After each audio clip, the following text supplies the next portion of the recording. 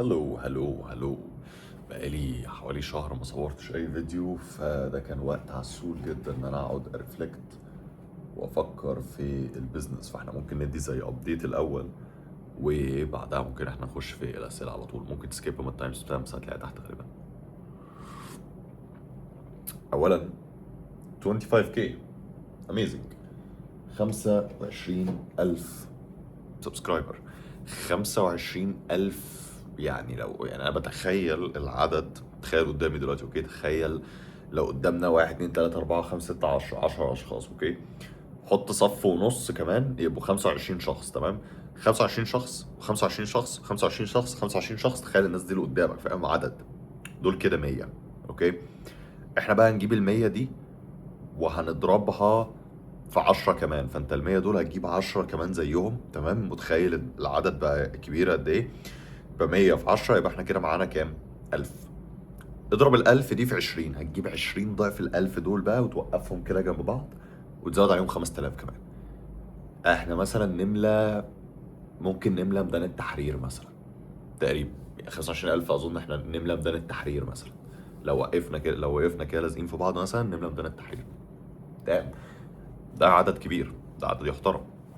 فثانك يو. وفي فيديو هينزل على ايه اهم الحاجات اللي اتعلمتها في اخر 700 فيديو، لان بحب الحوار ده لما اشوفه عند كريس ويليامسون، فانا عايز اعمل حاجه شبيهه بكده ليا انا. بس كريس مش هيمانع، يعني انا بحبه اصلا، انا الاودينس بتاعي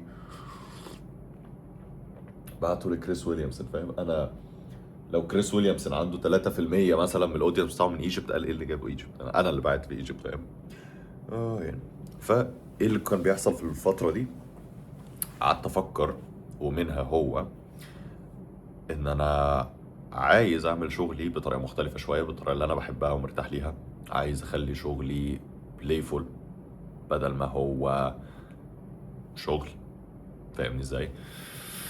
عايز نابجريد الكونتنت نفسها عن طريق ايكويبمنت. لو ملاحظ ممكن الكواليتي تكون افضل، بس لسه بختبر في الضوء، يعني انا مش عارف هل ده يعتبر ضوء كويس ولا لا. ده حاليا لا ظبطته، ممكن نظبط الباك جراوند، نجيب مايك، عايزين نهاير تيم وهذه الاشياء.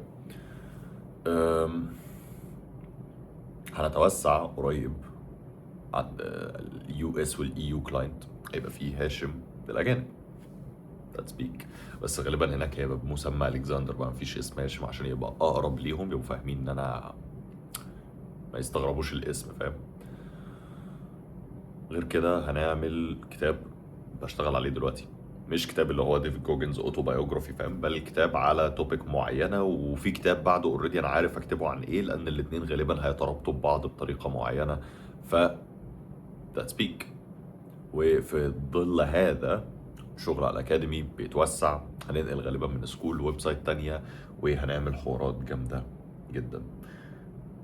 طولت، فخلينا نبدأ في الأسئلة. أول سؤال جالي من بيكو بيقول هولد اون ليت مي زوم ان. عندي واحد صاحبي على طول سابقني بخطوة من فترة ما بدأت أحسن السوشيال سكيلز. قرأت جزء من كتاب هاو تو وين فريندز اند انفلونس بيبول وبقيت أحسن بكتير. كويس. الاقيه بيعمل كل الحاجات اللي في الكتاب من غير ما يقراه اصلا، وعنده سوشيال انتليجنس عالي. بلاقيه على طول بيقول الكلام المناسب في المواقف المناسبه، عكس تماما معظم الوقت بيبقى شكلي كرنج. اصلا في اللبس برضو حاولت احسن الستايل بتاعي، فرحت اشتريت حاجه الاقيها اللي انا عايزها. معرفش البس حاجات تكون حلوه، وهو بيعرف يختار ويلبس اي حاجه يلبسها بتبقى جامده. حتى في الفتنس بيعمل بروجرس احسن مني بكتير. فبقت الحاجات دي عملت على طول ما سابقني بخطوه، ومش حقد مني ولا حاجه، هو زي اخويا بس مش عارف ليه. سوشيال انتليجنس، حلو السؤال ده. سوشيال انتليجنس مش بيجي بس من الكتب. الكتب هي بتديك زي ايه، زي برنسبل. لو لاحظت انت قلت ان هو بيعمل زي في الكتب من غير ما يقرأ الكتب. فهل ده معناه ان هو الكتاب نفسه ملوش لازمة؟ مش بالظبط. ليه؟ خلينا نقول ان انا عوزت مثلا اتعلم ازاي اسبح، تمام؟ في طريقتين ان انا اتعلم ازاي اسبح. ارميني في ميه وهتعلم اسبح غصب عني، بس السباحه كلابي غالبا. او الطريقه التانيه هي خدني وهتقعدني في حمام سباحه وهتقول لي طيب انت الفورم بتاعتك تبقى كذا، ظهرك يبقى كده، هتحرك ايدك بالزاويه دي بالظبط، كوعك يبقى كذا، لا انت محتاج تعمل كده، تديني تبس تبس تبس تبس تبس عشان اصلحها. تمام. اللي بيحصل احيانا هو لو انت مش في الميه وبتشرح لك ده وانت بره الميه عمرك ما هتفهم. لو انا بتشرح لي ان انا وانا في الميه لازم اعمل ايدي بالطريقه ديت كده، ولما اعمل كده انا هترمي لقدام كده من نفسي، وفي نفس الوقت لازم اكون بحرك رجلي كده اللي هو آه اوكي، ولازم اخلي رقبتي وجسمي يعملوا كده مع بعض اللي هو اوكي يعني ماشي اوكي، بس لو رميتني في الميه مره واحده قلت لي اعمل غالبا هرتبك، مش هبقى عارف انا بعمل ايه. فده اللي هو اللي انت بتسميه ان انا طالع شكلي كرنج. السوشيال سكيلز جزء كبير منها هيعتمد على ان انت تاخدها وتطبقها، فهنا اللي بيسبح من غير ما يتعلم قد يتعلم الحاجه دي من نفسه بس اتعلمها ابطأ. فصاحبك ده غالبا اتعلمها بس هو بس اتعلمها ابطأ بكتير. فهنا الفكره انه انت معاك العلم بس انت ما طبقتوش كفايه عشان يبقى اوتوماتيك. في الاول بتبقى كرنج زي اي حاجه. بص اي حاجه في الدنيا لو انت بدأت فيها من الصفر غالبا بتبقى سيء، غالبا بتبقى كرنج في اي مكان الشيء، فاهم؟ في الجيم غالبا بتبقى مش عارف قوي انت بتعمل ايه، في الريليشن شيبس غالبا بتبقى كرنج مع البنات، في البيزنس ممكن قوي بتبقاش عارف تعمل ايه، تعمل حاجه سيئه الى ما هنالك. هل ده معناه ان المشكله فيك انت؟ مش بالضروره. معاك العلم بس انت لسه ما طبقتوش بالطريقه الصح. فهنا الفكره ليه هو احسن منك، لان هو طبق الحاجه دي كتير قوي لدرجه انها بقت اوتوماتيك. هي تعداد يعني. معايا الانفو داونلودد، معيش ابلكيشن، معيش تطبيق على ده، معيش خبره. عارف انت لما تروح مثلا عايز اقدم على شغل، معايا الشهاده الفلانيه والشهاده الفلانيه والشهاده الفلانيه، زيرو خبره. معاك علم كتير بس في الشغل مش هتعرف تأدي. في حد تاني معهوش علم كتير بس بيعرف يأدي، بس الافضل هو اللي معاه العلم وبيعرف يأدي. ده في الاخر هو اللي هيكسبها، فاهمني؟ فانت دلوقتي في السيتويشن ان انت معاك العلم الكتير بس معاك الخبره قليله، فانت بتبدا انك تعمل الحاجه اللي انت خايف منها، الا وهي انك تتعامل مع الناس وتتكلم مع الناس عشان تحسن الخبره بتاعتك. فعشان كده هو احسن منك في الحته دي. فعلى الفتنس اللي انت كنت سالت انه برضه هو بيعمل حد تطور احسن مني في الفتنس، ده قوي irrelevant، انه على حسب هل هو بيبالك، هل هو بيبالك وانت بتكت، هو طوله قد ايه، هو بيتمرن بقاله قد ايه، بيتمرن بقالك قد ايه، لما هنالك. فدي كلها مقياس. بس على الحته دي نفسها انه عشان كده بيبقى شكلك كرنج اكتر، لان هو كتطبيق اكتر من اي حاجه. والستايل اللي هو ان انا احسن ستايلي، هي جزء مهم بس ما هوش العامل الاساسي، فاهم؟ مش اللي هو انا لو لبستك لبس شيك خلاص انت كده بقيت ملك الكاريزما، فاهم؟ هو عامل اساسي واشتغل عليه بس هي مش بالضروره انه انضف لبس انضف لبس. ايه اللبس اللي انت حاسس ان انت مرتاح وانت لابسه، حاسس ان انت واثق فيه وانت لابسه؟ في ناس تحب تلبس بدل، في ناس تحب تلبس قمصان، في ناس تحب تلبس لبس الجيم في كل حته. على حسب انت بتحب تلبس ايه هيديك ثقه معينه او احساس معين. وهي دي الفكره الاساسيه من الستايل، زائد فهم اكتر البرسيفمنت بتاعت الناس التانية ليا عامله ازاي، يعني الناس التانية شايفاني عامل ازاي. لو انا ماشي في الشارع شكلي عربجي مثلا، الناس هتشوفني منظور معين فاعمله، حتى لو انا مش عربجي بس بيبان عليك من بره في طريقه لبسك المعينه. طب لو انا ماشي ولابس فاهم اولد ماني مثلا، الناس اللي حواليك هيشوفوك وهيبرسيفوا عنك حاجه تانية. قد يبرسيف ان انت فعلا يعني راجل كامل متكامل، او قد يبرسيف ان انت عيل اهبل بتحاول تقلد راجل كامل متكامل، على حسب. وده بقى فايه الفرق ما بين ده لو الاتنين لابسين نفس اللبس؟ دي بقى الحته اللي تيجي فيها حاجه زي البادي لانجوج، اللي يجي فيها حته زي البادي لانجوج، يجي فيها حته زي طريقه كلامك، جسمك يفرق في دي. يعني لو عيل رفيع لابس اولد ماني الناس تستهبله، لو حد معضل لابس اولد ماني غالبا الناس بتاسيوم ان هو فعلا يستحق هذا اللبس، او ان هو فعلا من عيله غنيه، من فعلا من اولد ماني، عنده هيريتج قديم. فهي بتنطبق على ده. فدول هم اكبر اجزاء بتشتغل عليهم. للخبره انت مثلا ممكن تحط اللي هو اوكي عندي هدف شهري ان انا محتاج اتكلم مع على الاقل 100 شخص كل شهر، مثلا 3 اشخاص في اليوم او 4 اشخاص في اليوم مثلا. فده يبدا ان هو يديك الخبره. وكالستايل او كده مجرد امشي في محلات، خش قيس حاجات، شوف ايه اللي انت شفته اللي هو تلاقي حاجه على نفسك كده اللي هو جامد. ده اللبس اللي تشتريه. لو انت قست حاجه او لبست حاجه معينه وحسيت اللي هو جامد، يبقى انت تروح تشتري الحاجه دي. يبقى انت هنا بتعرف انه اوكي الحاجه دي بتمشي معايا كويس قوي، او الحاجه دي انا برتاح قوي وانا لابسها، فساعتها تروح تشتريها. يعني مش محتاج تعقد الموضوع قوي في دماغك. ممكن تتعلم شويه عن الفاشن لان في قواعد للموضوع، تلبس، ما ينفعش تلبس اكس مع واي، دايما لما تلبس جزمه بيضاء البس فوقها كذا، ما ينفعش تلبس كذا وكذا، لازم تفهم الكونتراست، ايه الالوان اللي تمشي مع لون جلدك، دي كلها حاجات في الفاشن. بس كقاعده عامه، كقاعده ريتاردد، لو انت مش عايز تقعد تدور في كل ده كله، هو ايه اللي انا ببص على نفسي في المرايه فيه بقول سكسي، البسه، انت مبسوط فيه، انت مرتاح فيه، عايز ايه اكتر من كده؟ فاهمني ازاي؟ فدي لحته الفاشن.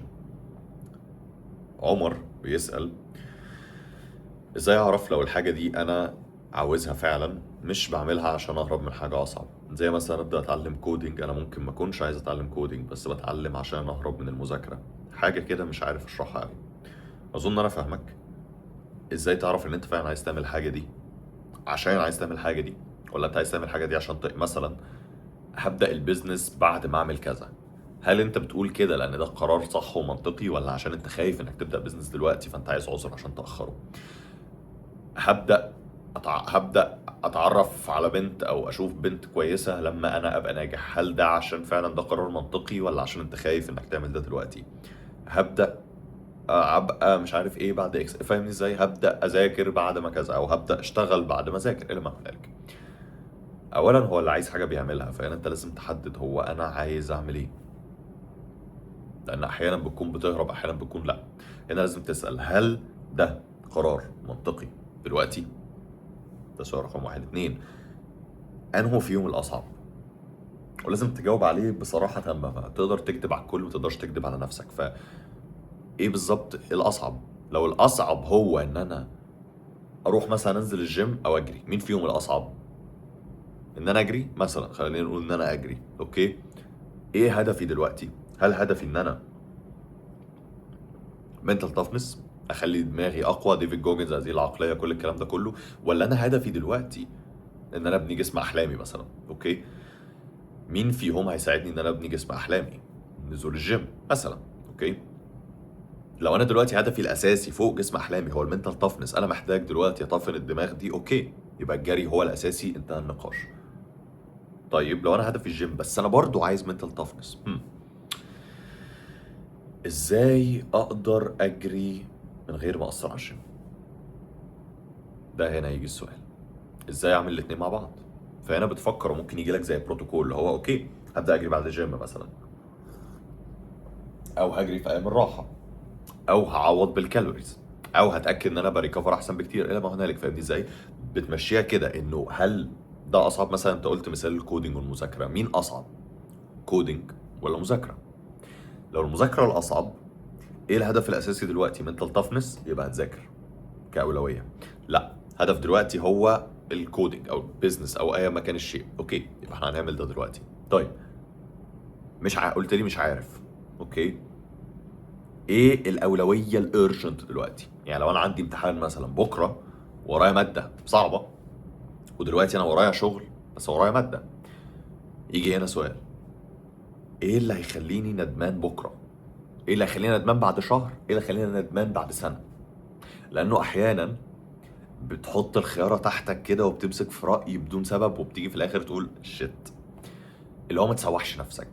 واحيانا بتعملها، خصوصا لو انت شخص ديسيبليند او واعي او شغوف بحاجه، احيانا بتبقى عايز تعمل كده، عايز اعمل 600 حاجه في نفس الوقت، بس ما اقدرش، انا عندي وقت محدد وطاقه محدده وتايم ليميت محدد وتركيز محدد و وممكن يكون عندي امتحان، ممكن يكون عندي شغل، ممكن يكون عندي ريليشن شيبس، ممكن يكون عندي جيم، فانا لازم ارتب اولوياتي صح.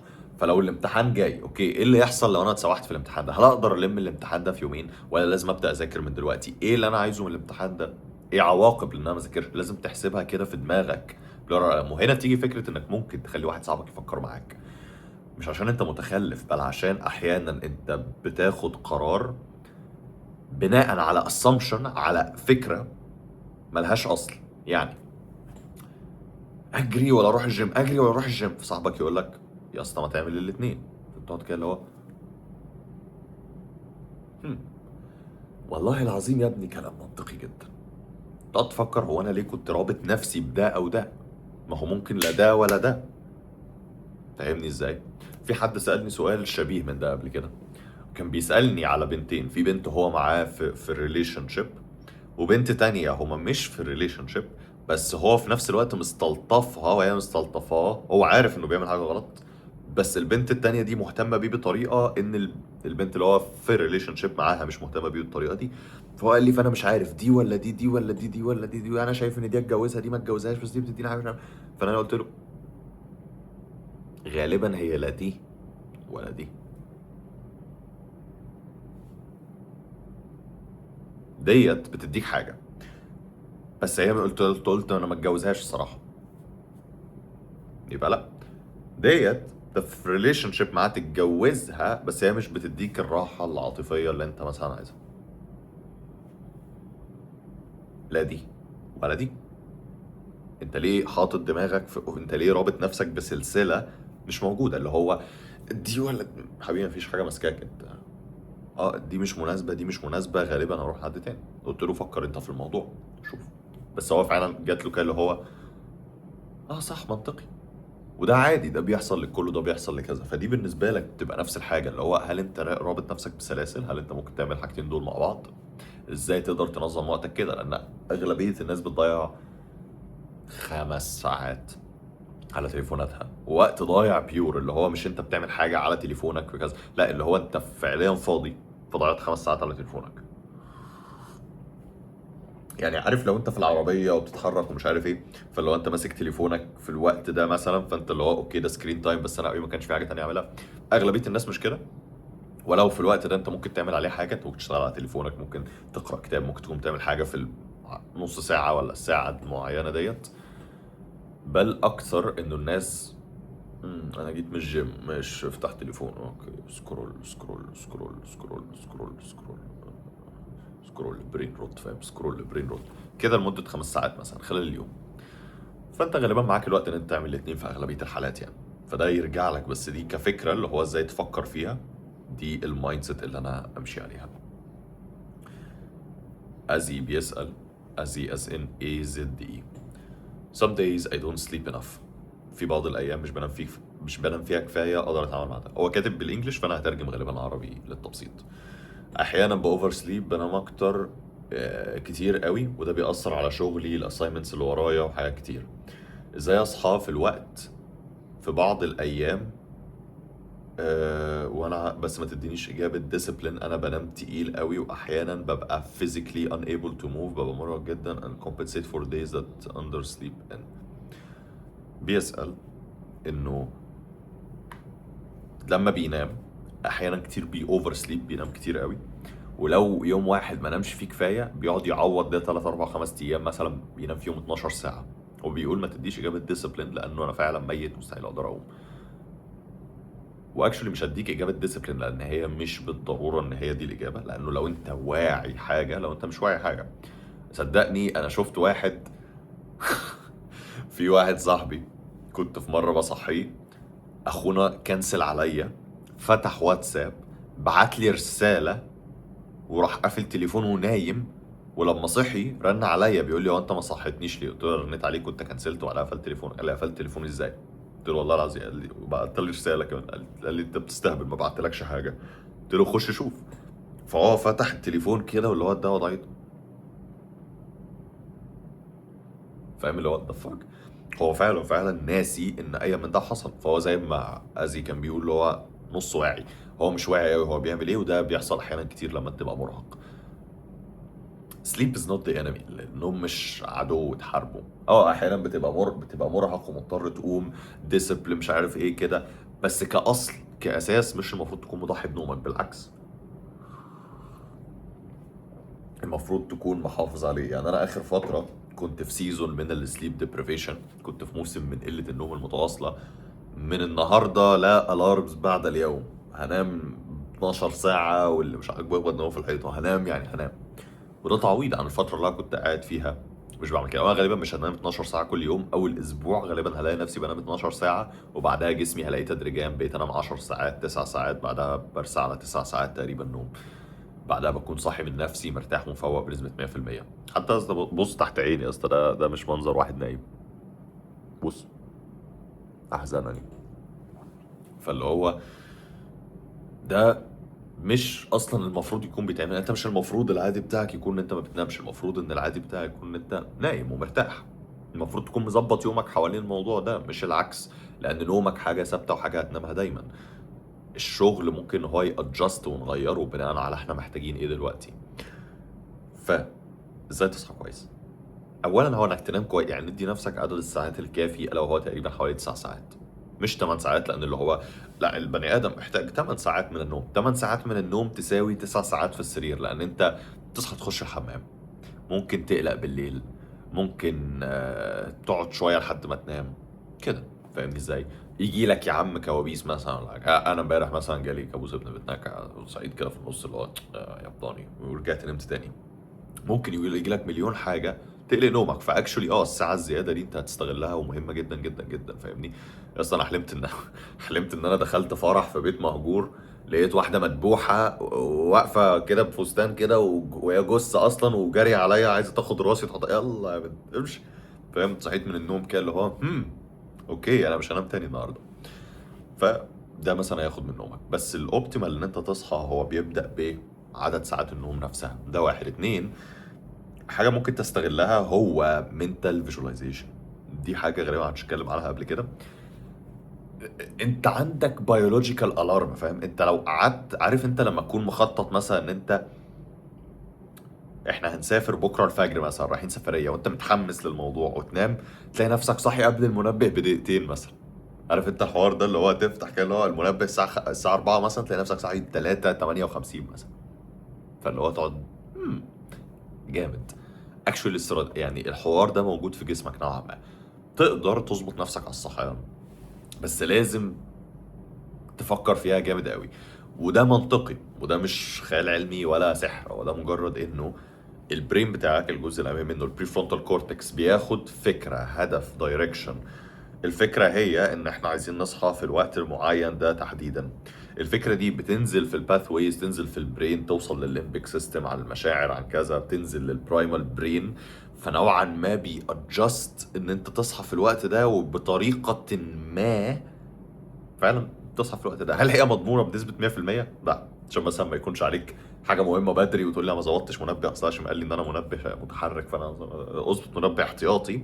بس اوفرول الميكانيزم دي موجوده فيك لحد ما، وهي بيميك سنس انه احيانا بتضطر ان انت تصحي نفسك على وقت معين، وفعلا تقدر ان انت تصحي نفسك تقريبا في هذا الميعاد.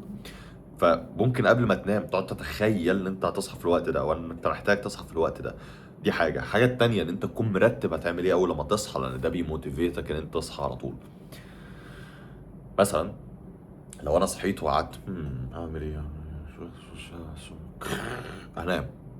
لكن لو انا صاحي، اوكي هنصحى، اوكي كولد شاور، كوبايه القهوه، يلا العربيه، نازلين الجيم، تروح الجيم، ترجع شاور، ورايا كذا. انا ورايا يوم، ورايا ترتيب مترتب، فانا عارف هعمل ايه، فانا نوعا ما متحفز ان انا اقوم. حاجه كمان هي ممكن تكون الرنه نفسها بتاعت التليفون.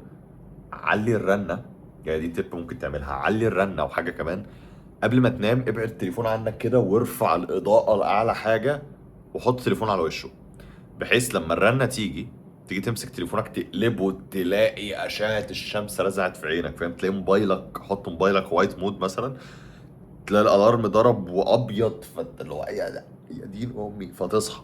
فاهمني ازاي؟ ليه؟ لان هو بيأكت على الريسبتورز بتاعت العين اللي تحت intrinsically photosensitive retinal ganglion cells. الاي بي ار intrinsically photosensitive retinal ار جي سي. اي بي ار جي سي intrinsically photosensitive retinal ganglion cells، وهي ريسبتورز، يعني خلايا موجوده هنا، فكرتها انها بتستقبل الضوء، مش هنا از ان جوه العين من تحت، بتستقبل الضوء نفسه، خصوصا الضوء اللي هو بيسموه الشورت ويف لينث، اللي هو الضوء الازرق. غالبا بيميل للون الازرق، اللون الابيض، هذه الالوان بيطلع منها الشورت ويف لينث ده، اللي بيجي هو اللي بيسموه البلو لايت، اللون الازرق، اللي لما تعمل بلو لايت فلتر على تليفونك بيخلي الشاشه كده محمره، فاهم؟ مورمه. ده بيمنعه الصبح، انت عايز ده يبقى موجود، فانت قبل ما تنام تاخر عينك كده عشان ما تاخدش بلو لايت قبل ما تنام، وده هيبوظ نومك. اقفل البلو لايت، ارفع الاضاءه، روح حط التليفون على وشه ونام، بحيث اول لما تقلبه لما ينور تنور انت. فاهم؟ دي حاجه كمان، خلي حد يصحيك سلاش صحي انت حد. يعني عندي واحد صاحبي، لو هو صحي قبلي بيصحيني، لو انا صحيت قبله بصحيه، لان تقريبا بنصحى في نفس الميعاد، في حدود 5 وشويه. طبعا ده هيخسر، وهروح قافل تليفوني ايربلين مود قبل ما انام ويعني ما حدش يرن عليا في الفتره الجايه عشان انام براحتي. فاللي انا بعمله هو انه لما بصحى بكلمه، حتى لو انا ميت في نفس الحاله اللي انت بتقولها دي، اللي هو فن عليه اللي هو يصحى يا اسطى، يقول لي انا صاحي، اصحى انت مش اصحى يا اسطى، فاهم كده. فالكلام نوعا ما بيفوقك حتى لو انت في هذه الحاله، اللي هو ماشي يا صاحبي باشا، بقول لك ايه، تحاول تفتح كلام عشان تفوق نفسك وكده. فده حبة حبة بيبدأ ان هو يفوقك فيقومك، خصوصا في اليوم اللي انت عارف انك ميت فيه. اللي هو لو انا نايم كويس بصحى ايه، صحيت صحيت ماشي يلا سلام سلام ايه في القوم. في الايام اللي انا ميت فيها ممكن اقعد بتاع نص ساعة مثلا بتكلم في التليفون عشان اعرف افوق، عشان حد يكلمني. لان لا، لو هو قفل الخط عليا انا هصنفر، فاهم؟ عارف الصورة بتاعت صنفور اللي نايم على بطنه كده ومطلع تيزو، هلف واتصنفر وانام سكة. مش هيحصل اي حاجة تانية غير كده. فوجود حاجه زي دي موجوده ده بيخليك نوعا ما اكاونتبل في نفس الوقت. او ان انت تنزل حاجه زي انستجرام مثلا ستوري كل يوم الساعه 4 الفجر، فانت عندك اكاونتابيلتي، لازم تصحى، فاهمني؟ حاجه شبيهه بكده ممكن ان انت تستخدمها عشان تصحى. وحاجه تانية، هو خد بالك من الاسترس بتاعك قبل ما تنام، لان ده ممكن يكون بيأثر على جوده نومك وبالتالي بيخليك مرهق قوي. وبس لما تصحى بقى انت عارف، اطلع خد سان لايت، اتمشى لما هنالك. فالموضوع مش بس ديسيبلين، هو ليفرج، لان انت بتليفرج البيولوجي بتاعتك، حاجه زي المذاكره او الحفظ. انا بعرف ازاي ليفرج البيولوجي بتاعتي. فانا لو عندي ماده العيال تقعد تذاكرها من اول السنه، انا ممكن اجي في الطريق نص ساعه حفظت الماده من هنا لهنا وفهمتها، شكرا. حرفيا انا بسمع المواد، يعني قسما بالله انا بقعد اسمع المواد. قعد يقول لي ذاكرت الماده دي، بص يا اسطى عندنا 7 شباتر، شابتر 1 1 2 3 4 5 6 7 8 10، شابتر 2 1 2 3 4 5 6 10، شابتر 3 شابتر 4 شابتر 5 شابتر 7، بسمعها من ذاكره. وانا عمري ما كنت بعرف احفظ كده ولا بربع جنيه.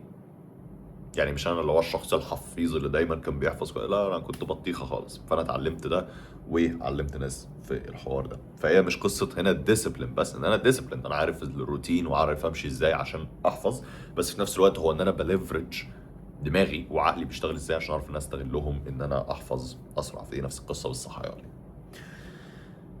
ده اللي بيسال ايه الفرق ما بين انك قدام حصل حاجة كويسة بيجي بعدها حاجة وحشة فبتتوقع عادي، ايه الفرق ما بين ده وده؟ انك تكون شخص بيكون شايف المستقبل بعدين خرى نفس الحاجة، بحس. او بريميديتو مالورا، انك تقول انك تتقابل هي فك انك تتقابل غدر او اي حاجة صعبة النهاردة عشان تقلل الانكزايتي. وما واي اوف ذا سوبر ما واي ذا اوف ذا سوبيريور مان قال مفيش فرق ما بينها وما بين التوقع السلبي. فانت ايه رايك شخصيا؟ قلل الانكزايتي بس مش مقتنع قوي، انت ايه رايك؟ اظن قصدك انه عامه، بص في كود كده عجبتني قوي، اظن انها ريليفنت هنا. والكود بتقول، اقول لك مره راجل حكيم جوه قريه في عيله جالهم ابن ولد، فكل الناس فرحوا الا الراجل ده وقال لهم وي ويل سي، هنشوف. بعدها الابن دوت كبر وصل لسن المراهقة وكده والناس كلها مبسوطين. فالراجل العجوز قال هنشوف. بعدها جه وقت الجيش وجه يعني القرية أو المدينة دخلت في حرب مع قبيلة تانية وبياخدوا كل الناس وهياخدوا الولد ده الحرب، وأمه بتعيط عليه عشان ممكن يموت وغالبا هيموت وكذا. فراح الراجل قايل هنشوف. سوري، قبلها الواد كان بيلعب على الحصان وراح واقع وكسر رجليه. فالناس كلها قالوا قد ايه دي حاجه وحشه وكارثيه. فهو الراجل قال هنشوف. بعدها جت الحرب وبداوا ان هم ياخدوا الاولاد كلهم ودي كانت حاجه وحشه، قال هنشوف. فالراجل العجوز قال هنشوف. بعدها جه الدور على الواد ده وما خدوهوش لان رجله مكسوره. فالناس كلها فرحت والراجل العجوز قال هنشوف. وهنا انت ممكن تتخيل قد ايه الموضوع ممكن يمد لقدام، فاهم؟ يعني هي الكوت بتخلص هنا، بس احنا ممكن نقول مثلا فاللي كانوا في الحرب عرفوا يهربوا، واللي كانوا في القريه مثلا الجيش التاني دخل وقتلهم مثلا، فلو الواد كان راح كان هيعيش، فالواد ده مات فهنشوف، فاهم كده؟ انه الحلو ممكن يجي بعدها وحش، انت ما تعرفش تتالي الاحداث هيحصل ازاي، لان الحياه فيها عوامل كتير جدا جدا جدا جدا جدا جدا جدا جدا جدا جدا جدا جدا جدا جدا جدا وتيتا المهم فيها عوامل كتير جدا جدا، فانت مستحيل انك تتوقعها. فهي مش القصه هنا انك تاخد الوحش النهارده عشان الحلو بكره. زي ما هو بيقولوا ده بيقلل الانكزايتي او التوتر او ان انت تانتسيبيت الوحش. هو لا، لانه زي ما بيقولوا دي حاجه غالبا هتكلم عليها في الفيديو الجاي اللي هو بتاع 700 فيديو هم. cynicism is the beginning of enlightenment، يعني انك تبقى نايف مغيب بيخليك مش ايجابي بل مغيب، انت مغيب للخطر. مثلا واحد في الجيم مغيب، فهو ما يعرفش الموضوع هياخد قد ايه ولا اي حاجه، هو بس اللي هو انا لو لمست الجيم كده انا هبقى بيج رامي. ده مفهوم، هو لا ايجابي ولا سلبي، هو ببساطه مغيب ما يعرفش. اللي بيحصل لما يبدا يتعلم قد ايه الموضوع صعب ومعقد هو السينيسيزم.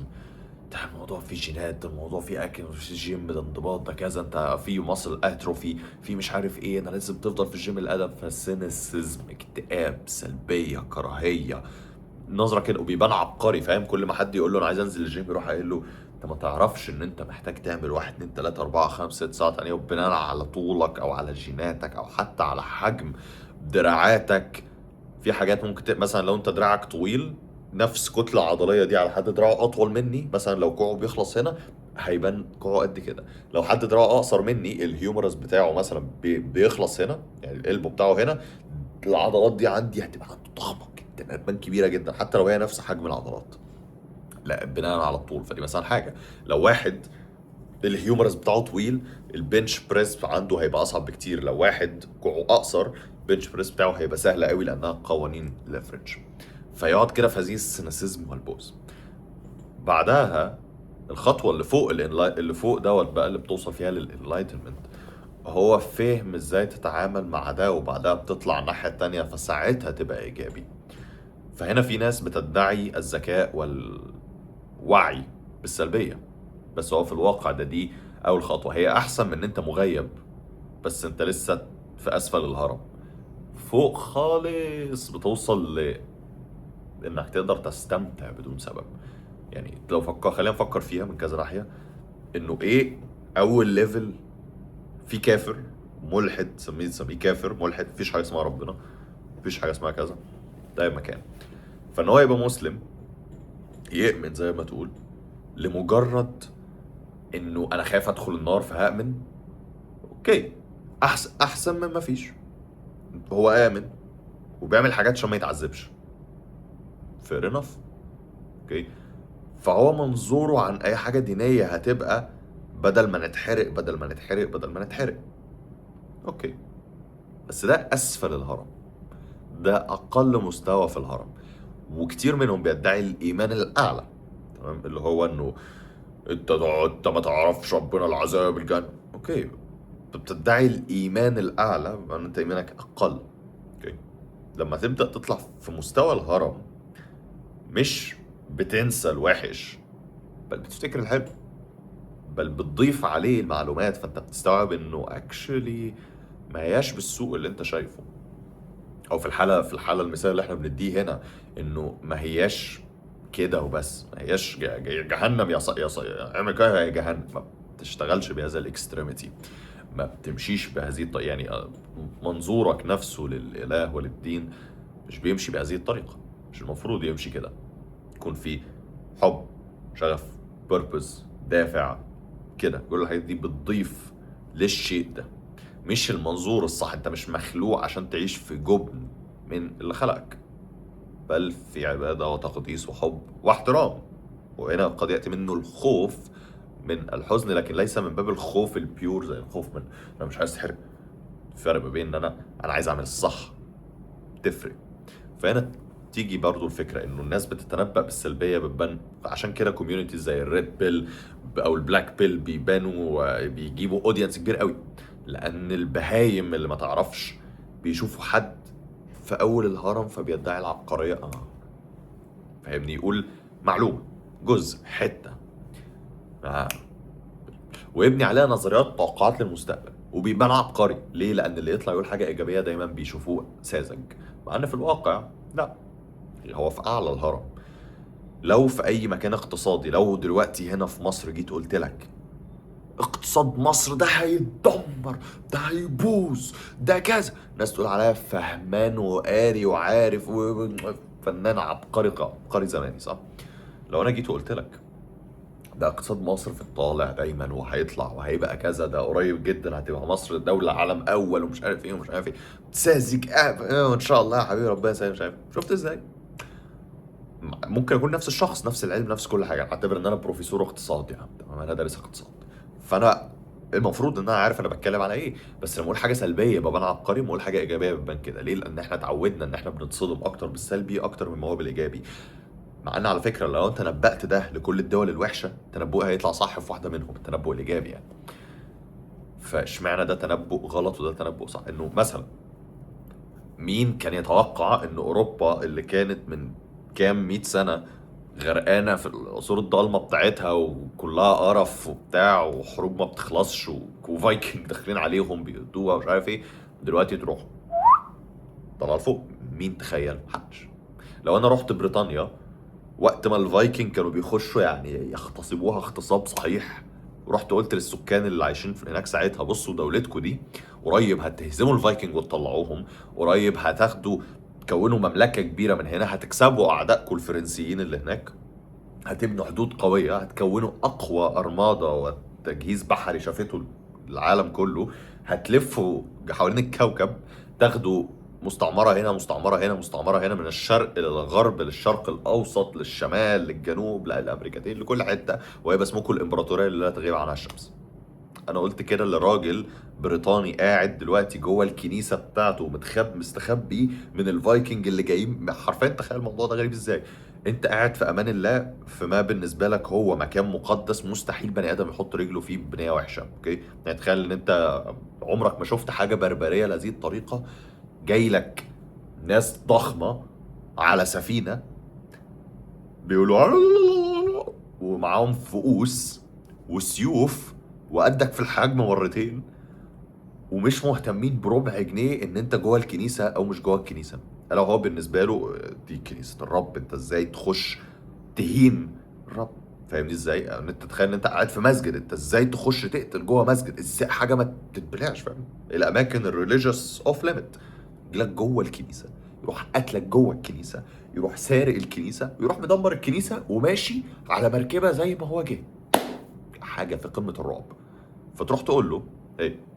بريطانيا هتبقى يبص لي كده اللي هو روح يا ابني الله يسهل لك، يا ابني روح يا ابني الله يسهل لك. وده بالفعل على فكره في الفتره دي الناس اللي كانوا عايشين هناك كانوا فكروا ان نهايه العالم جت، فاهم؟ انه دول مثلا ما يعادل ياجوج وماجوج كده، ان دول هيدمروا العالم، فاهم؟ شعوب بربريه جايه من نص لا مكان، مش مهتمين لاي حاجه بالنسبه لنا، فاهم؟ جايين يدكونا ويمشوا. وهم بالفعل اكشولي ما خسروش الفايكنج، هما بس بقوا انتجريتد، كانوا بيتعاملوا زي روما كده، فاهم؟ اللي هما بيروحوا يحتلوا مكان ويبقى خلاص جزء من المكان ده. فسكان بريطانيا الحاليين كتير منهم اسلافهم اسكندنافيه من فايكنج كانوا جم من زمان. اي مكان، المهم درس تاريخ سريع. فشفت هناك ازاي. انما لو رحت قلت له دي نهايه العالم، انتهى انتهت المسيحيه، انتهى العالم، انتهى البني ادم، انتهى الانسان، لقد دمرت، خلاص احنا اتقتلنا، احنا كذا احنا كذا احنا كذا، هبان ساعتها ان انا فاهم والناس هتتلم حواليا قول لنا اكتر نعمل ايه نعمل إيه. فاهم ازاي؟ فالفكره هو التنبؤ بالحاجات السلبيه ليه فايده ان انت تعمل، حطها في الحسبان لكن ما تقعدش تتنبأ ليها. hopefulness is not a sign of ignorance. الامل ليست علامه على الغباء، بل هي علامه على الدايركشن، على الهدف. لان اي ما كان انت تفكيرك عامل ازاي هينعكس في افعالك. بص على مثال بسيط، مين اللي معاه الحاجات اللي انت عايزها؟ غالبا شخص عنده على الاقل في الحته المعينه دي عقليه ايجابيه. يعني اللي معاه اكتر فلوس غالبا ليه عقليه ايجابيه تجاه الفلوس، مش شايفها حاجه وحشه ولا مستحيله ولا حاجه غريبه ولا. فالتنبؤ بحاجات كويسه او وحشه هي اداه بتستخدمها لنفسك. فاهمني ازاي؟ فان انت تقلل الانكزايتي عن طريق ان انت تتقبل الحاجات الوحشه وخلاص، ده شيء كويس لو هي جاي من مكان ان انت انا متقبل، انا عايز الحاجات الكويسه تحصل، بس في نفس الوقت انا هتقبل الوحش لو جه. بس ان انت تعيش في هذا اللي هو هات لي الوحش وخلاص، هات لي انا ليه اتقبل الحلو، دي عقليه هتعيشك في ضعف. انت هتتحشر جوه جحر من الجبن الدائم من ان انت تعمل اي حاجه ومش تطلع منها. ليه اكلم البنت دي وهي ممكن ترفضني؟ اوكي، بس هي في نفس الوقت ممكن تكون مراتك المستقبليه، فاهم؟ انت ما تعرفش. غالبا لا، يعني اللي هو هل انت معاك اي ضمان؟ لا، بس مفيش اي ضمان لاي حاجه اصلا في الدنيا. الضمان الوحيد هو ان انت لو اتولدت هتودع في القبر، ده الضمان الوحيد. الحي يموت، انتهى. ده الحاجه الوحيده اللي انت ضامنه ان انت هتحصل لك. اي حاجه تانية انت ما تعرفش. ايوه، اؤمل امل ايجابي، بس خليك واقعي. يعني هي الفكره انك بتبالانس الدنيا، ما ينفعش تبقى سينيكال، ما ينفعش تبقى نايف، انت لازم تبقى فاهم صح وتميل الى الايجابيه. فاهم يعني، فاهم في النص. مفيش قوي عند البشر بالانس، انت يا شخص ايجابي يا شخص سلبي، تمام؟ بس انت ممكن تبقى ايجابي واعي للسلبيات بس انت ايجابي. بس ان عشان تبقى ايجابي لازم تبقى فاهم كويس ايه الحاجات دي او الدنيا بتمشي ازاي. لو انت مش فاهم وفهمت جزء بسيط بتشوف الوحش. فاهم ازاي؟ اللي هو تخيل ان انت جبت حد مثلا عايز تعرفه على الاسلام، تمام؟ جبت واحد اول مره يسمع عن الاسلام، ايه الاسلام ده؟ فرحت قايل له بص، احنا عندنا اللي بيسرق بنقطع له ايده، عندنا اللي بيزني بنعمل له كذا، عندنا اللي بيعمل كذا بيعمل له كذا كذا كذا. فيبص لي كده، طب وايه اللي يحصل لو ما مشيتش على الكلام ده؟ تتحرق في نار جهنم، تترمي في نار. فيبص لي كده، بس هو سمع جزء، فهو يشوف ان الديانه دي كلها حاجه مش عارف ايه ومش عارف ايه ومش عارف ايه. لو هو سمع الكامل، لا الاسلام الموجودين بيحرض على كذا كذا كذا، والاحكام اللي وحشه دي ليها تقسيمات كذا كذا، ومش بتتعمل بالسهوله اللي انت متخيلها. مش يا ما سرقت رغيف عيش في مره عشان جعان يروح قاطعين لي ايديا ورجليا، يعني فاهم؟ ما بتشتغلش كده، ما بتسمش كده، والدنيا كذا، وفي سماح وهداوه، واصلا ربنا بيقول لنا واحد اتنين تلاته، ربنا ارحم الراحمين في نفس الوقت، في عذاب لمن يستحق وكذا، وربنا يغفر كذا. وقعدت تفهمه ساعتها اوكي، انا فاهم انه ممكن يكون في جزء شديد، خلينا نقول شديد، اوكي، بس ده كده في بحر كده، فاهمني ازاي؟ الى ما هنالك.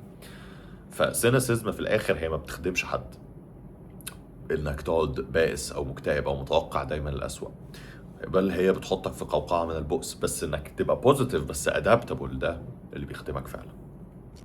السؤال اللي بعديه، خلينا نقرب منها شويه. يب.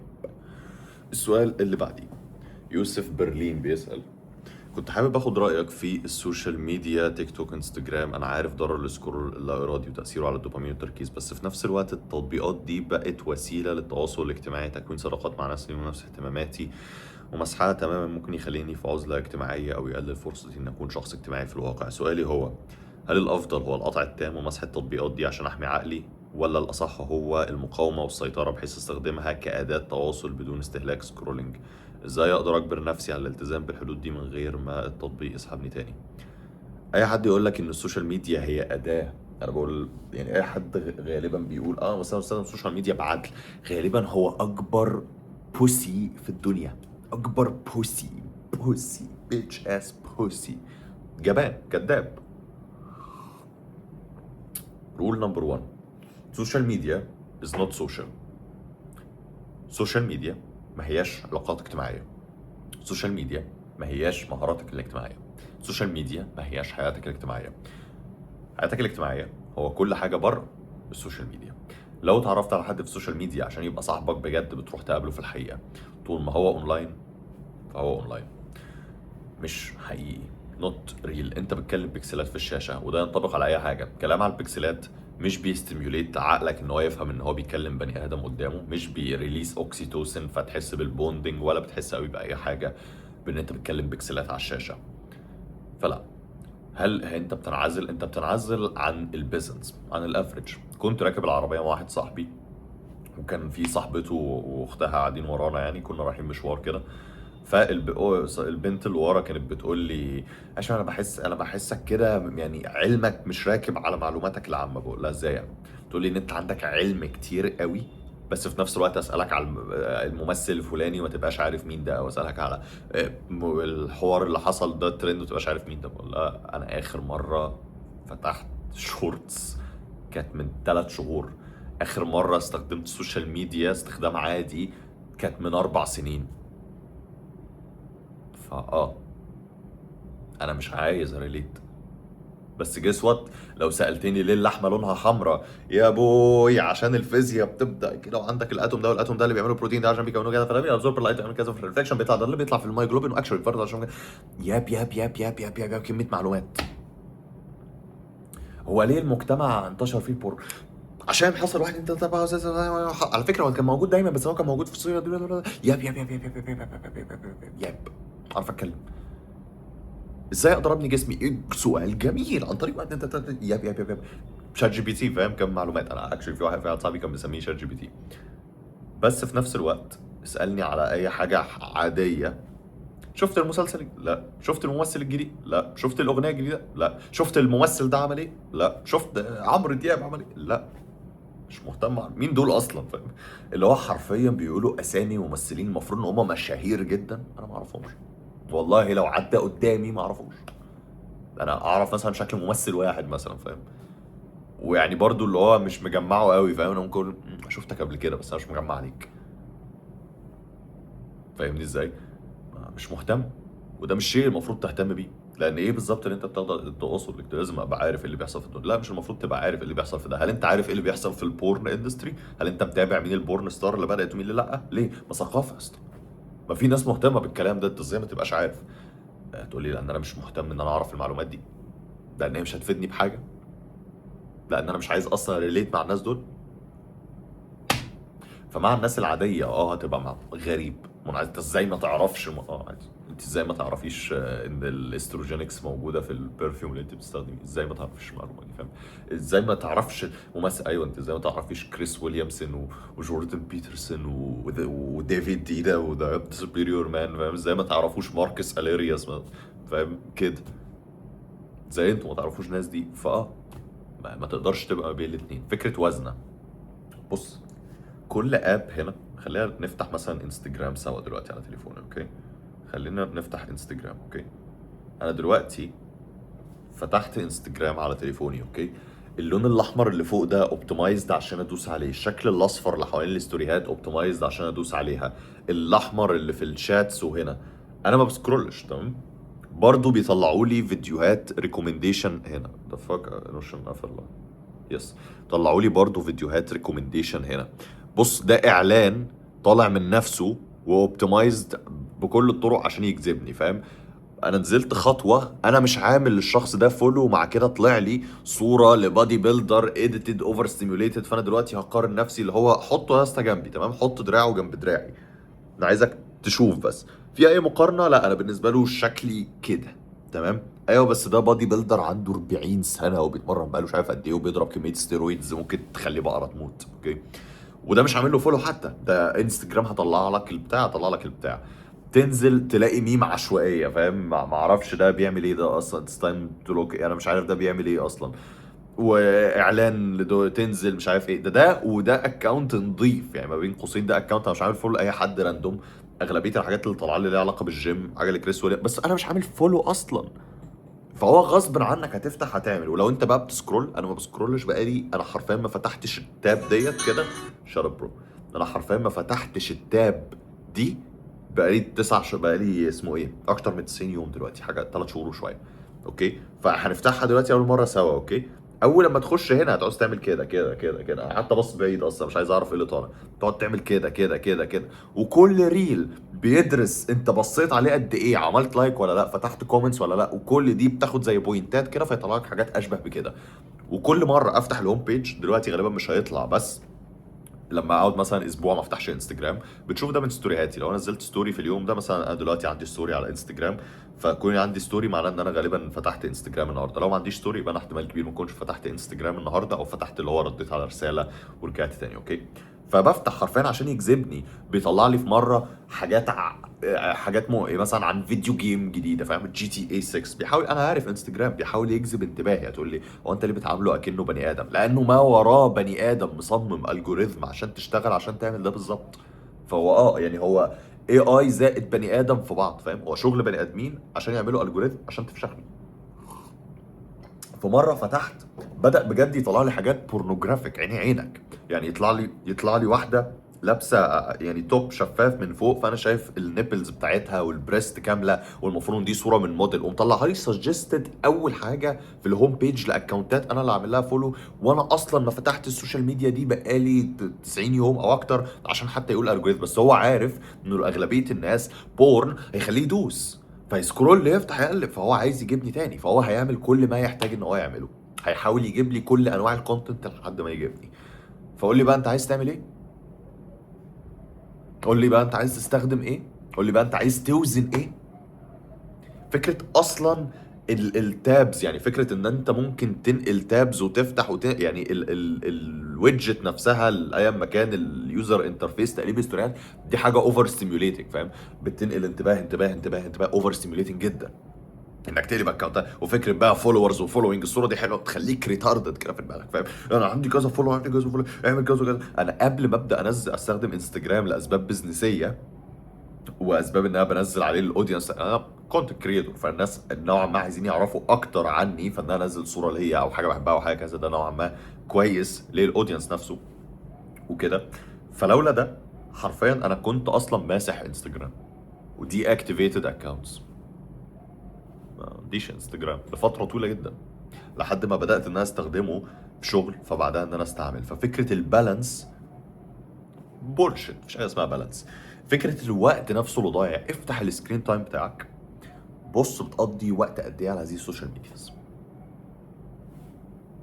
I rest my case. I rest my case. مش حاجه تانية والله.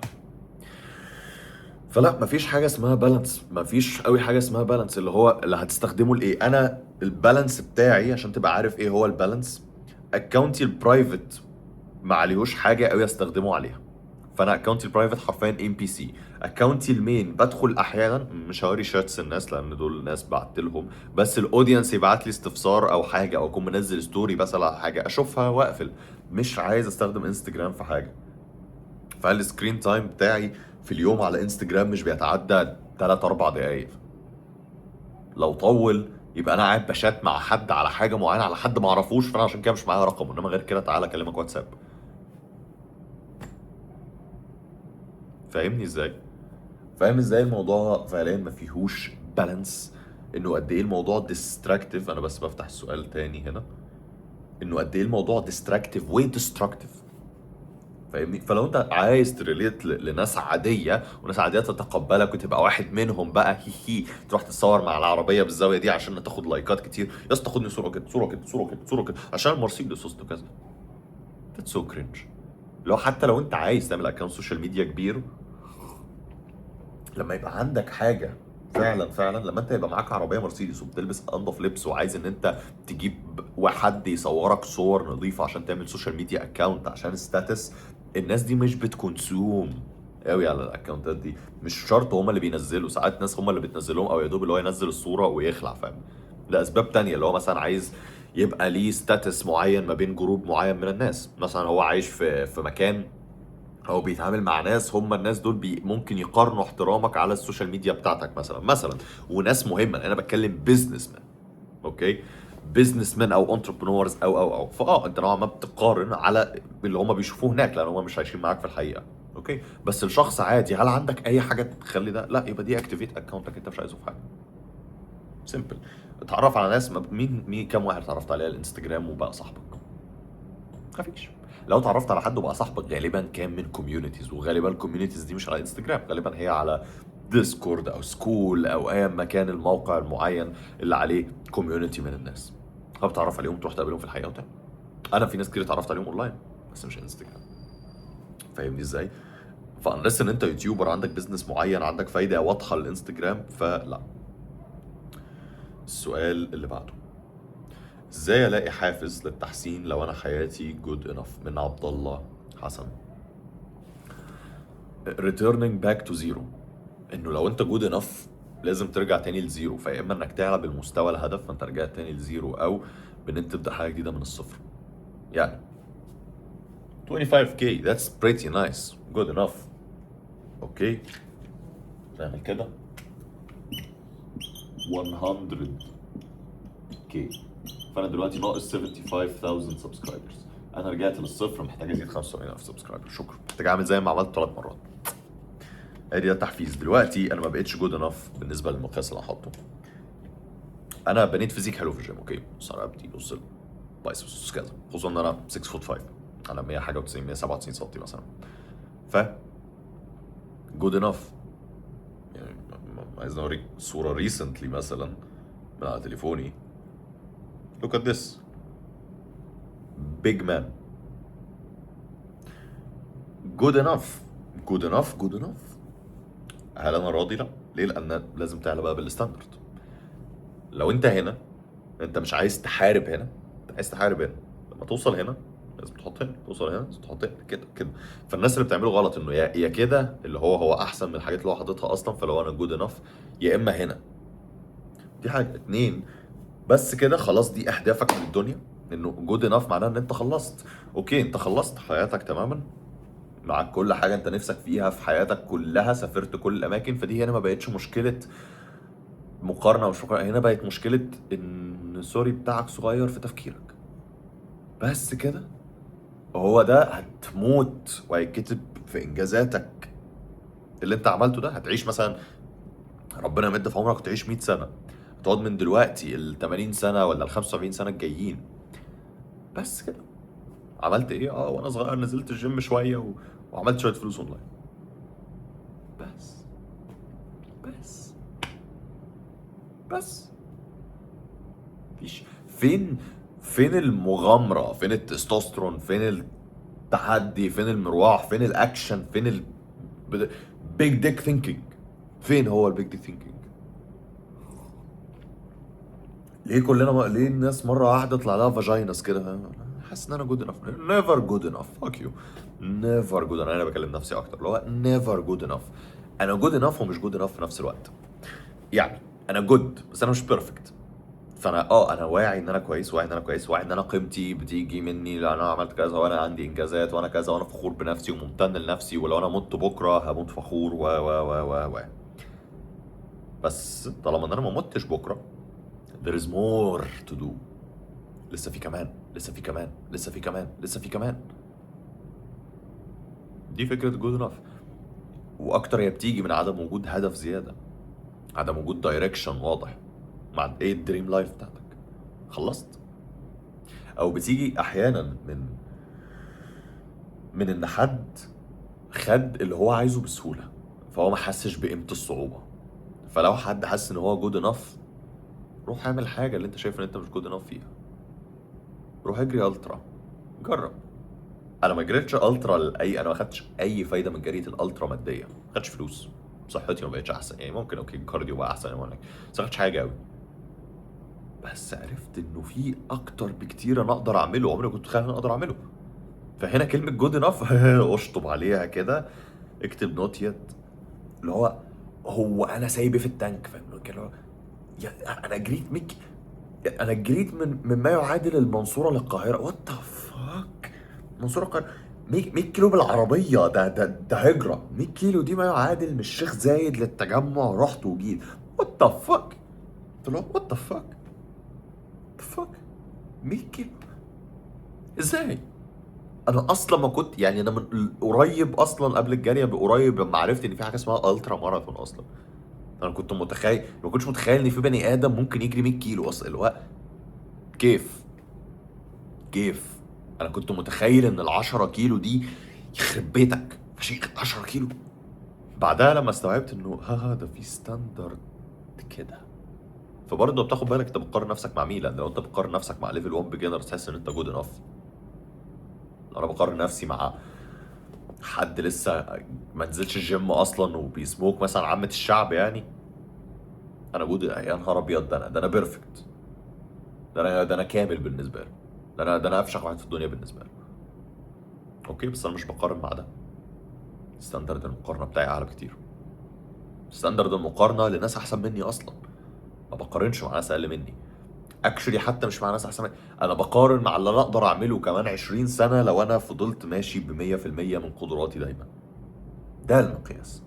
مقياس التطور بتاعي هو انا كنت فين من 6 سنين، وكنت فين الشهر اللي فات، وكنت فين امبارح، رايح على فين دلوقتي. فده ليه ازاي تبقى good enough. عبد الرحمن بيسأل: What does it take to be consistent every single day with the same performance or even better? How can I get back to being in prime? فكرة البرايم فكرة بضم منها، فاهم انه انا في البرايم، انت كنت في سيزون والسيزون ده خلص، عمرك ما هترجع لبرايم. هو ما كانش فيه برايم، هو موسم وخلص، ودلوقتي التحدي بقى في شيء اخر.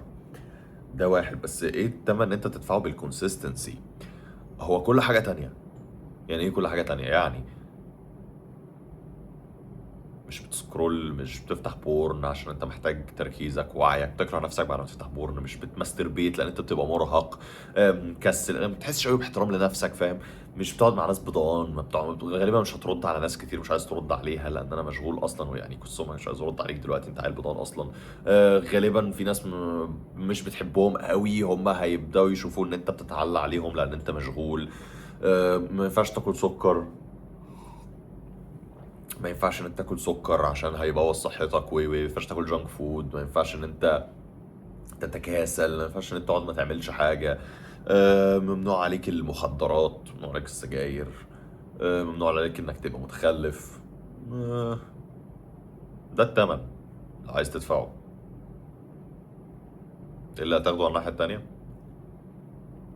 قول لي انت عايز تعمل ايه على الناحيه التانيه، قول لي انت الكونسيستنسي دي مودي اكل ايه وهو ده اللي انت هتاخده.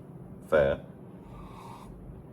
ان انا الكونسيستنسي بتاعتي هتوديني ان انا بتمشى في جبال النرويج، عندي عربية جاكور رايح أركب، ولا أستون مارتن رايح أركبها وفي بنت حلوة قاعدة مستنية في العربية، أوه شيت.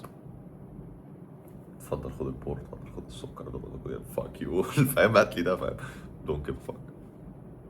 لو التمن هو إن أنا شايل ابن وبنت هنا وعمرهم ما يعرفوش أصلا إيه التيك توك ده ولا إيه السمارت فون ده، consistency motherfuckers. ما حدش هيعمل أكتر مني، فاهم؟ وهي في نفس الوقت هو ستاندرد بتعلي منه، انه الفكره انت بتقيس نفسك على انه ستاندرد والاكونتابيلتي، فدي جزء برضه، جزء منه هو تقيس نفسك على انه ستاندرد، على انه اكونتابيلتي. يعني هل انت شايف ان انا مبتدئ فاعمل 5 دقايق مديتيشن، ولا انت شايف اللي هو 5 دقايق ايه يا اسطى، ذا بيجنرز، احنا ادفانسد يلا نعمل تلت ساعه. في جزء منه اللي هو غرور، اللي هو اوكي ما تعملش اكستريم، لو انا كل يوم هعمل 5 ساعات مديتيشن غالبا مش هتعرف على الاقل مده طويله. او اللي هو في الجيم انا هتمرن 7 ساعات، يعني تو ماتش. بس في نفس الوقت مش هتمرن 5 دقايق اللي هو يعني فاهم ازاي؟ عارف اقول لك زي ايه؟ لو واحد بتاعه صغير بيبقى اجريسيف قوي، لو واحد بتاعه كبير بيبقى هادي. لو واحد بتاعه صغير وبيدعي ان بتاعه كبير بيبقى اجريسيف قوي. فانت ما تبقاش لا ده ولا ده، خليك كده، فاهم يعني؟ ابقى عارف اخرك فين واعمل اكتر من اخرك بسنه. لو انت كده انت جبان، لو انت كده انت جبان، لان هنا انت بتكذب على نفسك، هنا انت بتكذب على نفسك، نفس الفكره. يعني لو انت لسه داخل الجيش ومش عايز تروح تحارب، مع ان انت المفروض ان انت جاهز للحرب، اذا انت جبان. اوكي. لو انت لسه داخل الجيش وعايز انت اللي تقود الجيش، عايز انت تبقى جنرال من اول يوم، انت برضو جبان، لان انت مش عايز تشيل المسؤوليات اللي هتشيلها عشان توصل لحاجه زي دي، انت عايز تجيلك على الساحل. وفي الحالتين انت بتجيت ديسابوينتد، فانت لازم تكون مالاين الاكسبكتيشن بتاعك صح وتعمل اكتر منه بسنه عشان تثبت المستوى، عشان تركز على المستوى الجديد. فدلوقتي حط ستاندرد لازم تمشي عليه خلال يومك. مثلا الستاندردز، يعني انا يومي الوحش قوي ممكن اكون اشتغلت فيه ونزلت الجيم وصحيت بدري وخدت كل شاور وخدت الكالوريز، ده يوم مرهق، كنت مرهق فيه وتعبان ومش نايم، فما ما اشتغلتش بأعلى كفاءة. ده اللي هو الرت، فاهم؟ الرت بالنسبة لحد تاني بور 7 مرات في اليوم، كلم حد يكدب عليه، ياكل سكر شوكو بوبس، فاهم؟ يطلب له اكل مش تمام، يقعد في السرير طول اليوم، يلعب فيديو جيمز، يسكرول، يخلص له فيلم ولا 2 في خلال اليوم ده، وينام الساعة 3 الفجر، فاهم؟ ده اليوم الوحش بالنسبة لشخص، انا قلت لك اليوم الوحش بالنسبة لي. فهو مسألة ستاندردز، انه هل انا هسمح لنفسي ان انا لا مش هتقل عن ده، ومظبط بقية حياتي بناء على ده. مظبط حاجات في حياتي بتاخدها من خبرة ان انت تشتغل وتنمي الحتة دي عندك، جاي من الاكونتابيلتي، من ان انت تستدي وتدرس الفشل بيحصل ليه وفين وازاي، فاهمني ازاي؟ فده لانك ازاي تنمي البرودكتيفيتي. بعد كده السؤال اللي بعده، عارف كل الطرق اللي توقف تسويق البورن، بس عقلي ذكي كفايه انه يتفاداهم ويوقعني تاني. حوار ادمان البورن ده يعني لوكي جاي اكتر من ريتاردز، فاهم؟ انه مش بيطبق هو ساكت، دي الفكره. انه اكشلي الموضوع بسيط، الموضوع اهبل. كل ما كبرته في دماغك كل ما انت بتبقى الاهبل، كل ما انت سي المشكله والازمه الكبيره وبتاع. الكلام ده حلو لما نتكلم عن نقاش فلسفي، لما نتكلم عن نقاش اجتماعي، لما نتكلم على التجربه الشخصيه. بس كابليكيشن كتطبيق الكلام ده كله ملوش اي لازمه. لو قاعد في الجيم بس انا عايز اعمل بنش بريس، فقعدت هنا اديله محاضره عن البايو ميكانكس. بص انت عندك الماسل فايبر بتاع الجست بكتيرال ماينور جاي كده، نعمل كده. ماسل فايبر متكون من 1 2 3، عندك التيتن بروتين هنا عشان بيشرب الاسيد، عندك المايوسين بريدج والكروس بريدج ثيوري وكذا، عندك نيرفس سيستم، وعندك حاجه اسمها الريسون فاتيج لان هو بيعتمد على الاي تي بي بتاعك، ولو معدل الاي تي بي طلع فالبرسيفد فاتيج بيديك بيرنينج سنسيشن عشان يحسسك بكذا، وعندك الميتابول. هيقول لي اه اوكي، فيبدا يخش تحت البنش بريس. بتقول اوكي، قال لي ايه تنفس كده لا ما هي كده شولدر كده، بس ده بيحس مش عارف يعمل حاجه. تحت البار امسك البار، انزل اطلع، شكرا.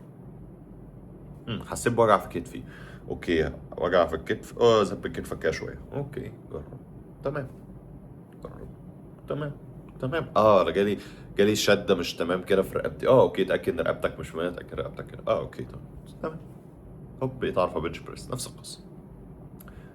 تمشي بالخطوه الاساسيه، تبدا تقلل تدريجيا لما تقعد تتعلم ليه تتعامل مع الغلطه دي، تثبت لنفسك انك تقدر تتعامل مع الغلطه دي مره اتنين تلاته، حتى لو انت لابست مش ريلابس تاني تقدر انك تتعامل معاها. كلما كبرت الموضوع في دماغك، كلما انت فضلت شايف نفسك كده، كلما انت مدمن بورن مدمن بورن. انا حد سبت البورن ورايا، انا بتعامل خلاص مع اخر اجزاء منه، وده اللي انا بعاني منه دلوقتي، عايز اشيل منها، اوكي بعمل كذا، اوكي تمام ضن اعتبرها اتحل تاني. فتحل المشكله دي، تطبقها وتفتكرها وتعيش بيها، تحل المشكله واحده ات تايم بس. ما تقع مرة اتنين تلاتة أربعة خمسة، على الستة تبقى تمام، سبعة تلاقي تلاقي نفسك عدى 7 8 9 شهور سنة وأنت ما فتحتش بورن، ولا عندك أي اهتمام إنك تفتح بورن بقى زيه زي الفيديو جيمز ولا السكر ولا الخمرة لو حطيتهم قدامي، اللي هو دون كير. فده الفكرة للناس اللي بتفكر كويس يعني. سؤال اجتماعي: ايه رأيك في القرار بتاع انه شرط للجواز من الزوجة التانية موافقة الأولى انها من حقها تطلق أول 6 شهور، انه ممكن يتحبس؟ أنا معرفش عنه ممكن يتحبس، بس يا اسطى الناس مش عارفة انها تاخد بالها من زوجة واحدة عشان تاخد بالها من الأعداد الكبيرة. أصلا ناس بتتجوز لمتعتها وشهوتها الشخصية وليس للأهداف اللي أصلا مصمم ليها الجواز. اغلبيه الناس بهايم بتتجوز عشان تركب من الاخر، وده بيعقد الستات في دماغهم. في بيوت كتير اتهدت بسبب ان واحد عايز يتجوز اتنين وتلاته واربعه وهو اصلا مش واخد باله من الاولانيه.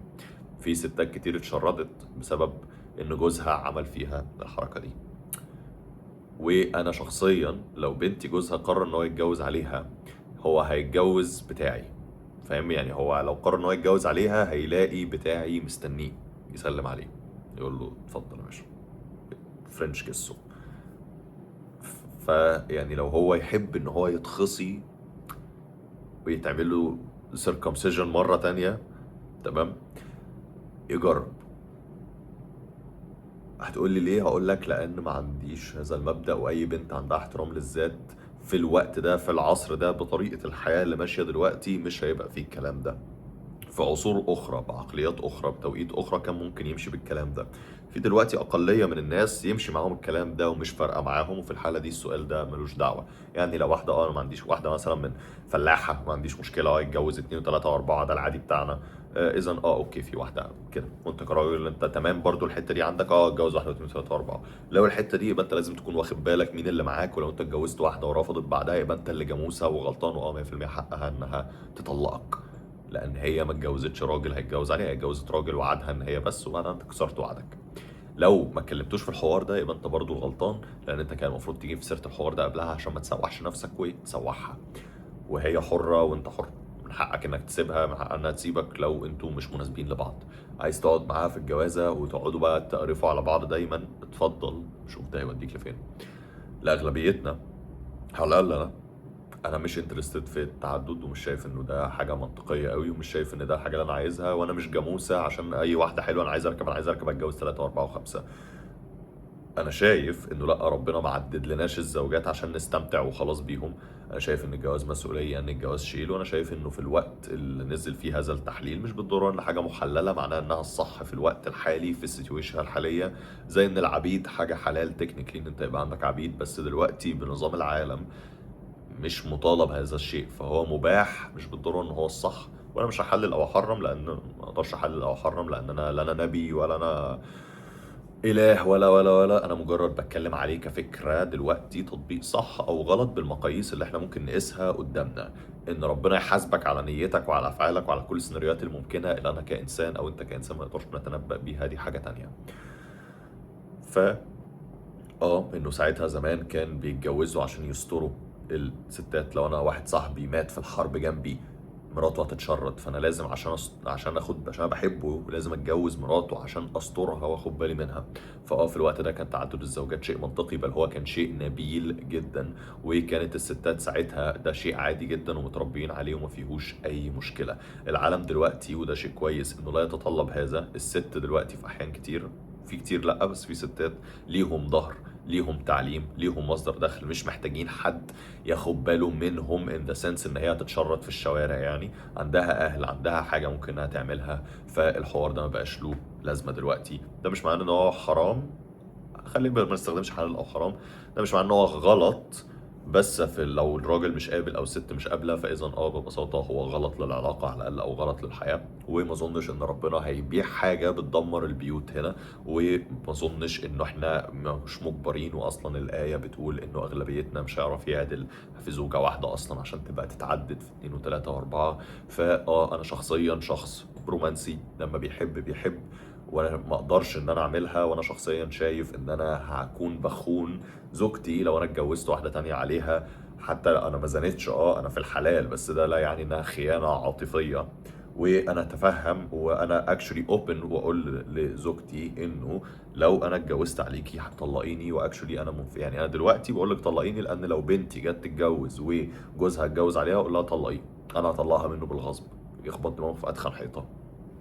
فده اللي انا شايفه. في بنات ممكن تقبل بده، في رجاله ممكن تقبل بده، في ناس شايفه ده. في الحاله دي اوكي، يقدروا يعملوا اللي هم عايزينه بالنسبه للنطاق ده، لان مبادئهم هتختلف عن مبادئي وغيره من هذه الاشياء.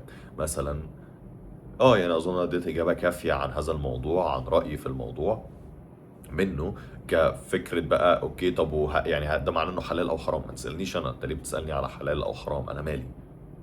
انا مالي از ان مش هتيجي تقول هاشم قال حرام، انا ماليش دعوه بحلال او حرام. انا شيل كلمه حلال وحرام من الموضوع، انا بقول لك انا شايف ايه، ده اللي انا شايفه في الموضوع.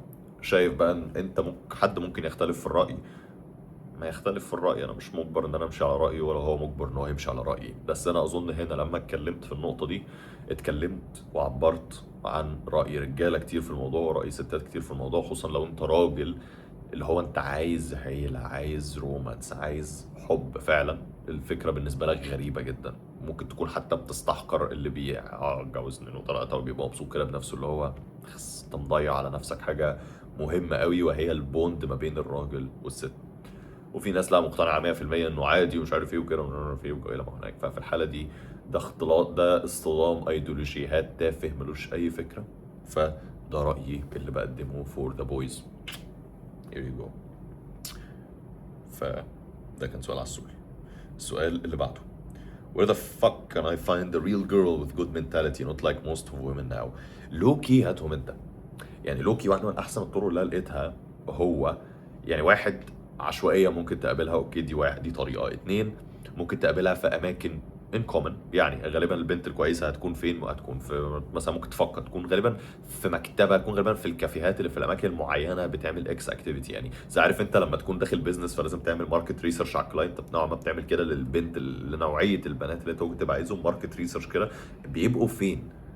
يعني مكانهم الفيزيكلي ممكن الاقيهم فين؟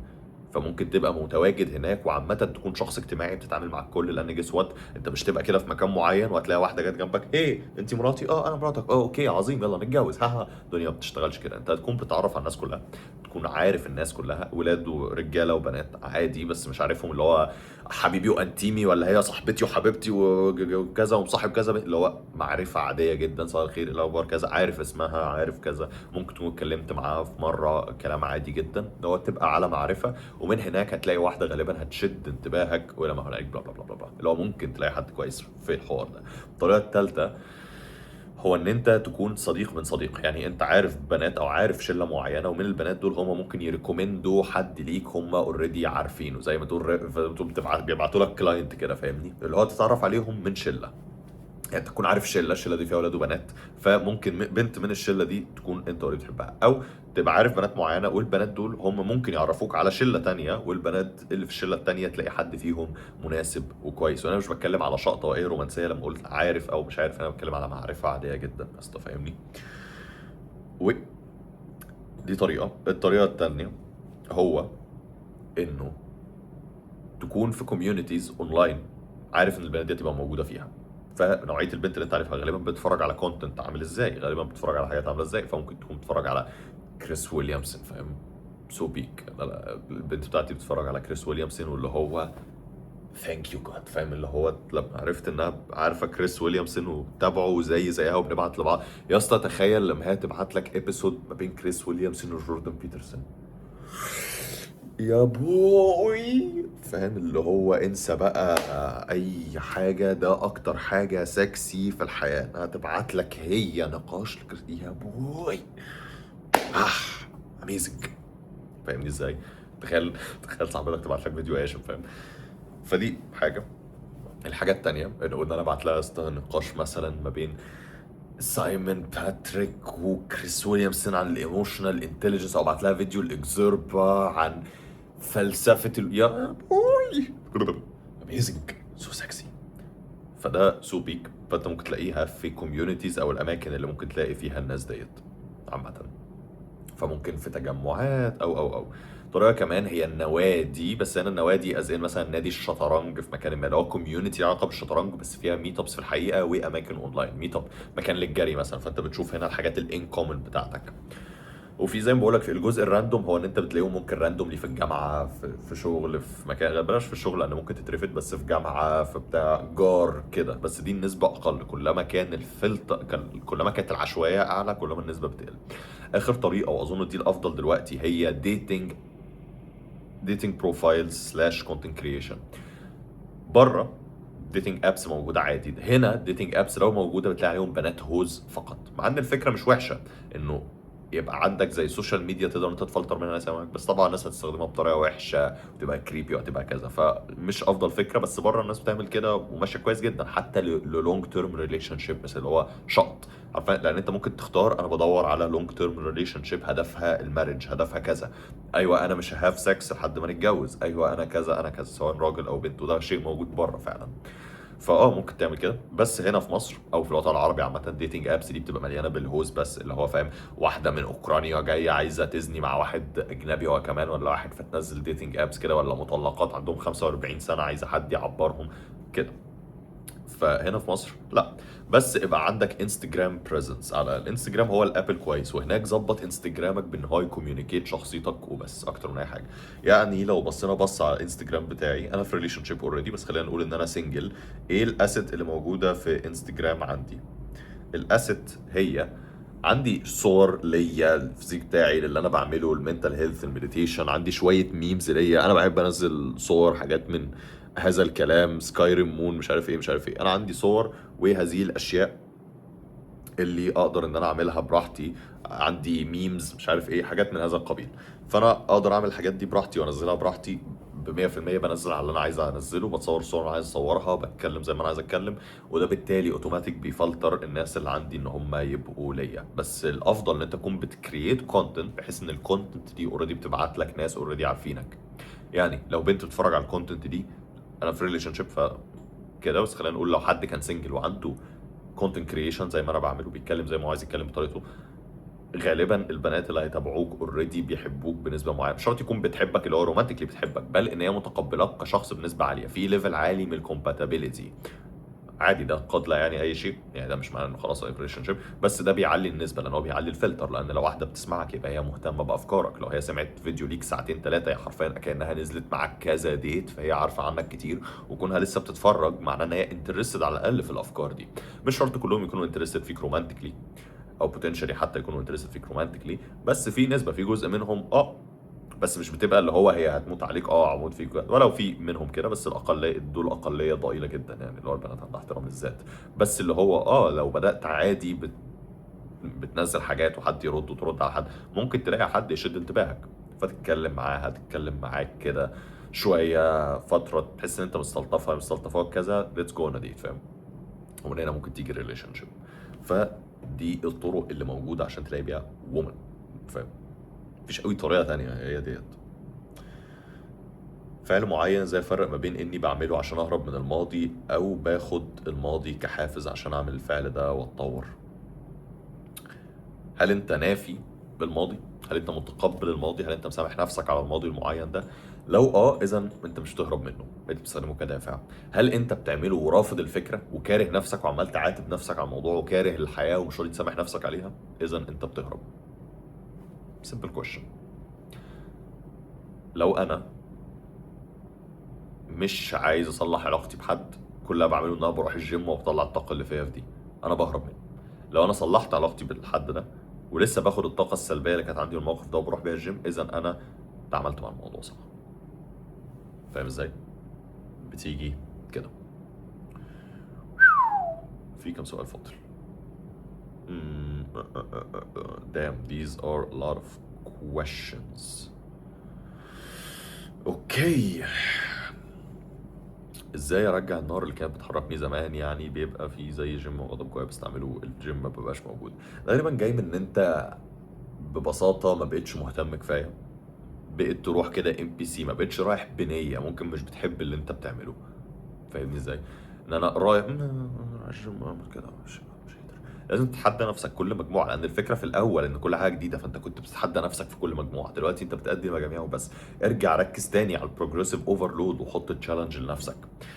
في التمرينه دي انا هزود عدتين في كل حاجه، وتزق نفسك على قد ما تقدر، تحاول ان انت تحقق هذا التشالنج. لو ما قدرتش هتحاول المره الجايه، تحاول المره الجايه. فده بيخليك تتمرن اكتر، بس في نفس الوقت بيديك تشالنج ومتعه ان انت تزق نفسك فيها. جزء تاني ممكن يكون ان انت بس ما بقاش عندك هدف، بقيت تروح الجيم بلا هدف، اللي هو هل انت بتبالك ولا بالكات؟ ما اعرفش. هل انت بتتراك تمارينك؟ لا انا بروح اتمرن وامشي. هل انت بتعمل كذا؟ لا. فاللي هو لو انت بتمشيها كده فطبيعي ان انت تحس انها ملهاش لازمه. فاهمني ازاي؟ ده من باتريك عماد 364. 364 زي I am عبدل 21. ازاي افرق بين التقليد الاعمى والتقليد الصح، خاصة للناس اللي بتأثر بحياتي بشكل ايجابي مثلك؟ مبروك ال 25K. ثانك يو. اظن ده اخر سؤال هناخده النهارده. probably yeah. غالبا ده اخر سؤال هناخده النهارده.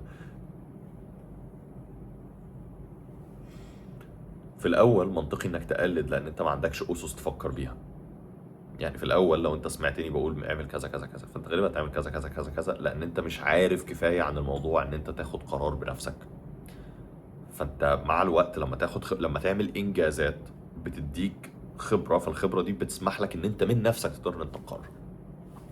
يعني لو بدات انك تبقى يوتيوبر، غالبا انت مش عارف ايه تتكلم ازاي، فانت هتتكلم ميكس ما بين كذا حد تعرفه، تمام؟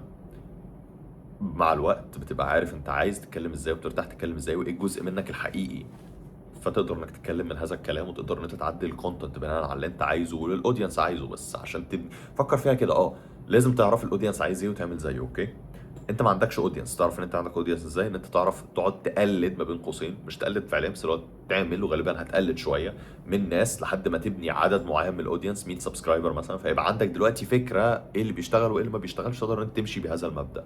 حاجه شبه كده في الجيم، انت هتقلد اللي هتسمعه لحد ما تاخد نوع ما من الخبره ويبقى عندك بيس علميه، وبعدها تقدر ان انت تقول ده صح ده غلط. بس في الاول انت بتسمع اي حاجه صح، تلاقي معلومه تانية لا اوكي لا ده طلع غلط ده صح، لا ده طلع اللي صح، فبعدها تسال ليه، فتروح تدور وتتعلم، وبعد ما تتعلم ترجع تاني اللي هو اوكي عرفت. فبعدها لما تيجي حاجه تانية انت اوريدي معاك خبره تجارب سابقه ومعاك علم رحت دورت فيه، فلما تطلع حاجه جديده تبص كده اللي هو لا، لان ده مش متفق مع المعلومه المثبته وهي دي. فاهمني ازاي؟ فانت لازم يبقى عندك في الاول بتقلد، وبعدها بتيجي على شيء ما من الخبره. بس كده، ده كان الفيديو. اتمنى يكون الفيديو ده فادك. ثانك يو فور ذا 25K الى ال 100K في الطريق. في تغيرات كبيره جايه للشانل قريب وللالكسندر موفمنت كلها ولكل اللي احنا بنعمله، واتمنى تستفادوا منها. كل الحاجات بتبقى موجوده دايما في الديسكربشن تحت، فروح بص هناك. شوفوا الفيديو الجاي، بس باي باي.